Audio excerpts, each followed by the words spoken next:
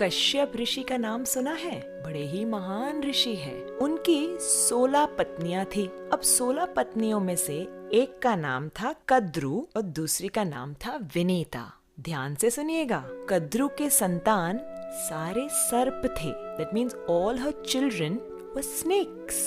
And Vinita के पुत्र थे अरुण और गरुड़। अब इतिहास तो ऐसा है कि कद्रु और विनीता के बीच में आपसी झगड़े के कारण वे एक दूसरे को पसंद नहीं करते थे और कद्रु ने विनीता और उनके पुत्रों को अपने वश में कर रखा था।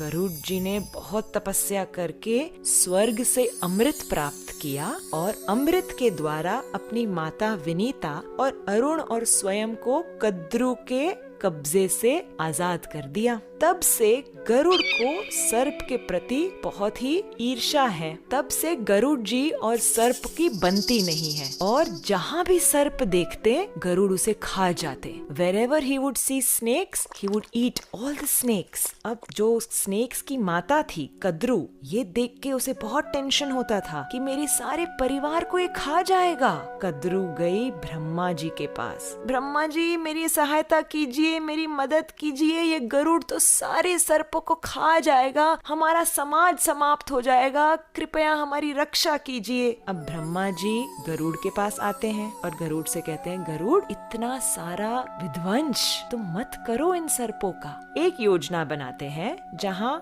हर अमावस्या पे तुम्हें एक सर्प मिल जाएगा, तुम उसे खा लेना तुम्हारे भोजन की तरह, तुम अन्य सर्पों को भयभीत मत करना। गरुड़ जी मान गए और इस योजना के अनुसार हर अमावस्या पे एक एक सर्प के परिवार से एक सर्प गरुड़ जी के पास पहुंच जाता था। अब ऐसे करते करते कालिया नाग के परिवार का टर्न आ गया। He had to send one snake to Garuda जी। कालिया ने कहा, मैं नहीं भेजूंगा, मेरे परिवार से कोई सर्प नहीं जाएगा। और गरुड़ जी यहाँ वेट कर रहे हैं। देखा तो ये सर्प तो आया ही नहीं और गरुड़ जी जा झपटे कालिया के ऊपर। घमासान युद्ध हुआ। स्वर्ग से लेके कालिया भाग रहा है और गरुड़ जी उसके पीछे, उसे नोचने के लिए, उसे परेशान करने के लिए उसके पीछे पीछे जा रहे। कालिया गए ब्रह्मा जी के पास, त्राही माम मुझे बचाओ, गरुड़ आ रहा है। ब्रह्मा जी ने कहा, देखो तुमने तुम्हारा वचन नहीं निभाया, तुम्हारा टर्न था ना स्नेक भेजने का, तुमने क्यों नहीं भेजा? अब मैं तुम्हारी कोई मदद नहीं कर सकता।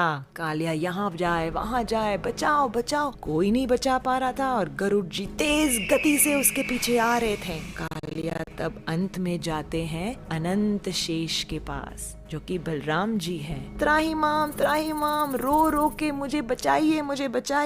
अब बलराम जी का हृदय तो बड़ा कोमल है। अनंत शेष कहते हैं कालिया से, कालिया तुम व्रज में यमुना नदी में जाकर छिप जाओ, वहाँ तुम्हें गरुड़ नहीं परेशान करेगा, वहाँ तक तो वो आ भी नहीं सकता, यमुना का जल छू भी नहीं सकता। कालिया कहते हैं, अच्छा मुझे बताइए क्यों, ऐसा क्यों है? तो अनंत शेष उसका इतिहास बताते हुए कहते हैं कि एक समय की बात है, यमुना नदी के अंदर शौभरी मुनि तपस्या कर रहे थे। In the water he was meditating और उस समय गरुड़ जी यमुना में से एक मछली को उठाते हैं भोजन के लिए। अब Garud is an eagle, right? Eagles catch fish and they eat. So इस मछली ने शौभरी मुनि को प्रार्थना की, मुनिवर मुझे बचाओ, गरुड़ के मुख से मुझे बचाओ। और फिर शौभरी मुनि ने उस मछली को बचाते हुए गरुड़ को श्राप दिया, गरुड़ तुम इस यमुना के जल में जैसे ही छुओगे तुम्हारी मृत्यु हो जाएगी, ये मेरा श्राप है।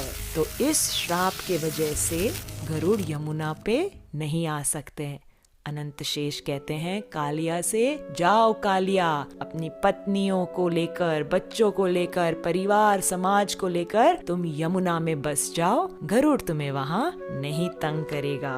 तो अब कालिया बसे हुए हैं यमुना के जल में। बड़ा ही अभिमानी नाग कालिया है और अपने विष से, बहुत भयानक विष से पूरे जल को दूषित करके बैठा था। कालिया सर्प के विष से बहुत परेशानी होती थी। उनके गाय जब वो जल पीते तुरंत मर जाते।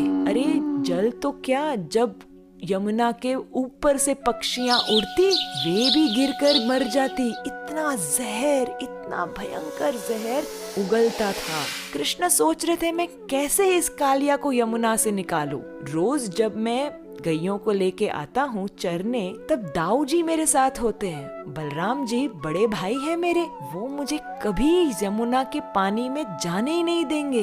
मैं अब ऐसे प्लान करता हूँ कि कल दाऊ जी का बर्थडे है, तो बलराम जी के जन्मदिन पर हम ऐसे प्लानिंग करेंगे कि उन्हें हम साथ में लेकर ही नहीं आएंगे यमुना के तट पर, उन्हें हम घर पर रहने देंगे। तो जब बलराम जी घर पर रहेंगे, कृष्ण अकेले रहेंगे मित्रों के साथ, तो कृष्ण ने सोचा मैं तब जाके यमुना में कूद जाऊंगा और कालिया को सबक सिखाऊंगा। जिस दिन बलराम जी का जन्मदिन था, कृष्ण उसे छोड़कर गैयों को लेकर यमुना के तट आते हैं और वहाँ पे जैसे ही गाय वहाँ पहुँचती है, एक एक एक करके मर जाती है। सब सखाए घबरा जाते हैं, कृष्ण कृष्ण हमारी गैया को बचाओ बचाओ, पानी पीते ही मर गई, कालिया का इतना भयंकर वहाँ पे विष है, कुछ करो कन्हैया। कृष्ण वहाँ आके अपने कोमल हाथों से जब गैयों को प्रेम करते हैं तो गैया जीवित हो जाती है। कृष्ण कहते हैं अभी तुम घबराओ मत, सब एक साइड पे खड़े हो जाओ। कृष्ण कदम्ब के वृक्ष पर चढ़ते हैं और धीरे धीरे एक डाली पर पहुंच के वहां से सीधे अंदर यमुना में छलांग मारते हैं। जैसे ही छलांग मारते हैं, बहुत बड़ा splash of water happens and Krishna अंदर अंदर अंदर अंदर यमुना में जाते हैं। कालिया वहां सो रहा था और इतना पानी में जब अंदर जाते हैं, there's a turbulence, there's a disturbance। Kaliya की पत्नियां कहती हैं, अरे बालक तुम यहाँ क्यों आए? क्या तुम्हारी कोई गेम यहाँ आ गई? क्या तुम्हारा कोई बॉल यहाँ गिर गया? जल्दी जाओ यहाँ से, अगर हमारे पति ने तुम्हें देख लिया तो तुम्हारी खैर नहीं, तुम्हें मार डालेगा। तुम यहाँ से चले जाओ बच्चे, चले जाओ। कन्हैया कहते हैं, देवी मुझे तुम्हारे पति से ही मिलना है, मुझे कालिया से ही काम है, उठाओ उसे।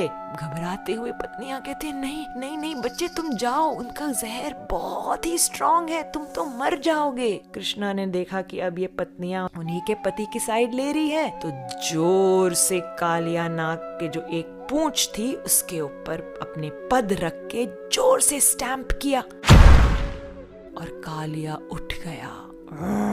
इतने सारे उनके हजारों फण थे और फणों पे लाल लाल आंखें, हजारों मस्तक कालिया के। कौन आया है मेरे पानी में मुझे डिस्टर्ब करने? कृष्ण सामने से आए, छोटे से पर कॉन्फिडेंस देखो। कहते हैं, मैं आया हूँ कालिया, तुमने हमारे यमुना को इतना प्रदूषित कर दिया है, तुम यहाँ से निकल जाओ। कालिया कहते, तुम मुझे यहाँ से निकालोगे? मैं तुम्हें मिनटों में समाप्त कर दूंगा। और कालिया जोर से रनिंग रनिंग रनिंग करके आके कृष्ण को पकड़ने लगे। कृष्ण थोड़ी साइड में हट गए, कालिया आगे निकल गया। वापस Kaliya swimming swimming swimming swimming करके आके अपने चुंगल में पकड़ना चाहते हैं कृष्ण को। कृष्ण यहाँ से वहाँ, वहाँ से यहाँ, कालिया अपने फणों से ऊपर नीचे आगे पीछे कृष्ण को पकड़ ही नहीं पा रहा है। और कृष्ण ने तब कालिया के मस्तक पर छलांग मारी। जैसे ही छलांग मारी और एक कदम एक फण पर रखा, उसके मुख से सारा जहर निकल गया। दूसरा चरण दूसरे फण पर, दूसरे मस्तक पर रखा, उस मस्तक से पूरा जहर निकल गया। अनेक फणों पर नृत्य करते करते कालिया के मुख से अब जहर निकल रहा था। ये करते करते करते पानी से ऊपर आए, बाहर आए यमुना से। और ये दृश्य ब्रजवासी देख के बड़े ही घबरा गए। हमारा छोटा सा बच्चा कालिया के मस्तक पर, घबरा गए। माँ यशोदा बेहोश हो गई, नंद बाबा तो अंदर कूदने ही जा रहे थे। बलराम जी ने रोक दिया, पिताजी मत जाइए, कृष्ण संभाल लेगा। कृष्ण नृत्य करने लगे, एक फण से दूसरे फण पर, तीसरे चौथे, 10, 20, 50, 100, हजारों पर इतना सुंदर नृत्य कर रहे हैं कृष्ण कन्हैया। और स्वर्गवासी उन्हें म्यूजिकल अकम्पनीमेंट दे रहे हैं। ये दृश्य अत्यंत सुंदर पर ब्रजवासियों को तो बहुत टेंशन, हमारा बच्चा कृष्ण कन्हैया से कालिया के फणों से कैसे बचकर आएगा। कालिया के मस्तकों से अब सारा जहर उगल के बाहर निकल आया और वे अब विनम्रता से विथ ह्यूमिलिटी कहते हैं कृष्ण को कि मुझे आप क्षमा कर दीजिए, मैंने आपके यमुना को बहुत ही पॉइजनस बना दिया था, आप मुझे क्षमा कर दीजिए। कालिया की पत्नियां भी बहुत ही प्रार्थना करती है कृष्ण से, आप हमारे पति को क्षमा कर दीजिए, आप क्षमा कर दीजिए। कृष्ण बड़े प्रसन्न होते हैं इन प्रार्थनाओं से और कहते हैं कालिया यहाँ से तुम निकल जाओ, अपने समाज को लेके निकल जाओ, मेरे ब्रज के वासियों को परेशान मत करना।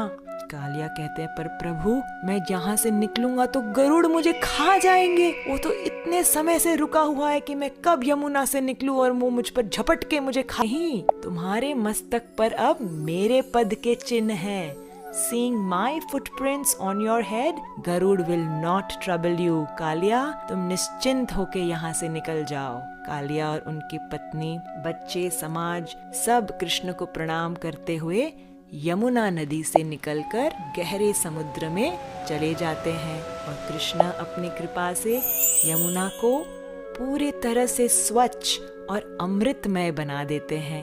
ये देखकर ब्रजवासी, ग्वाल बाल, सखा, गोपियां इतने आनंदित, जय जय कृष्ण तुमने कर दिखाया, तुमने हमारे यमुना नदी को बचा दिया, तुम्हारी जय हो, तुम्हारी जय हो। इस प्रकार से कालिया दमन लीला ब्रज में हुई।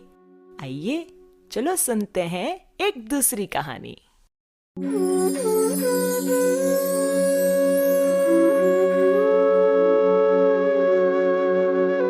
A safe space for our kids. Safe, safe